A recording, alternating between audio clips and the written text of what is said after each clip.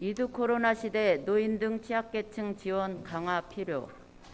존경하는 완주 국민 여러분, 김재천 의장님과 동료 의원 여러분, 박성일 군수님과 공무원 및 관계자 여러분, 더불어민주당 이경혜 의원입니다. 코로나19가 대한민국을 비롯한 전 세계인의 삶을 송두리째 흔들어 놓았지만 긍정적인 효과도 있었습니다.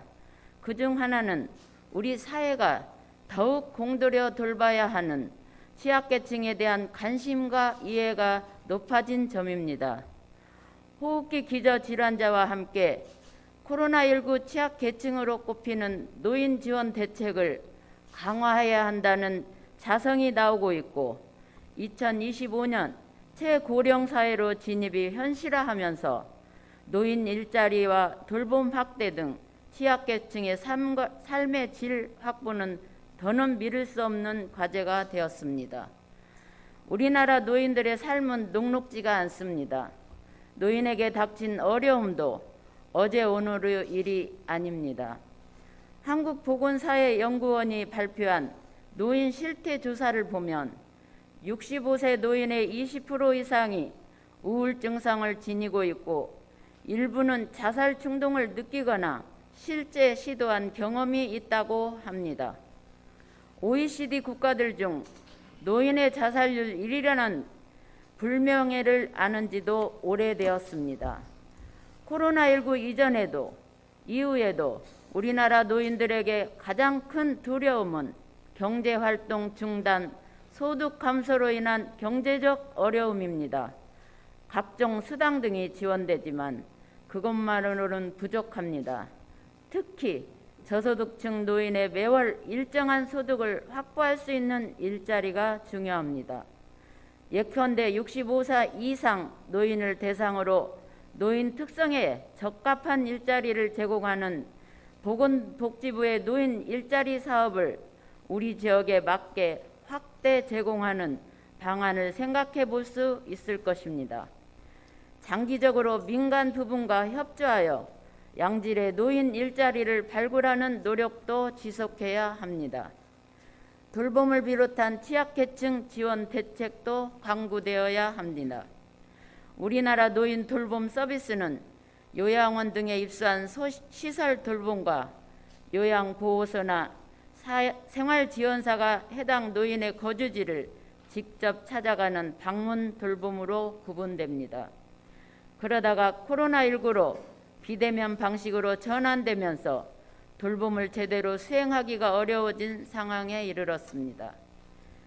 이런 거리두기의 일상화, 소득 감소 및 일자리 걱정, 사회적 고립은 노인층의 우울감을 증대시키고 일부 전문가들은 이러한 증상이 치매 확대 등으로 이어진다고 보고 있습니다. 비단 노인만이 아닙니다. 취약계층의 청장년층과 아이들도 노인과 똑같은 어려움에 봉착해 있습니다. 취약계층의 청장년들은 온라인 수업으로 대체된 아이들을 돌보며 경기 부전으로 인한 실직과 도산의 두려움 속에 겨우 생활을 이어갑니다. 아이들도 방치되기는 마찬가지였습니다. 식단 불균형, 우울증 증가는 물론 가정과 기관 등의 아동 학대, 사각지대였음을 여실히 드러났습니다.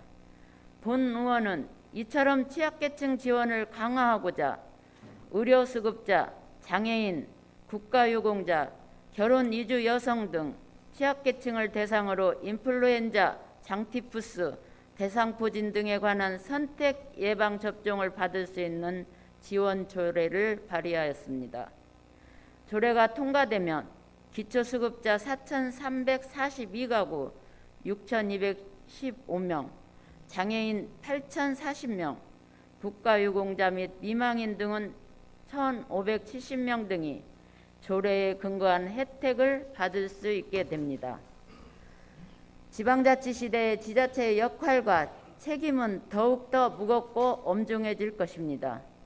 취약계층 관련 정부의 내년도 공공의료 예산이 작년 대비 삭감된 만큼 재정 부담 역시 지자체의 몫이 될 것입니다.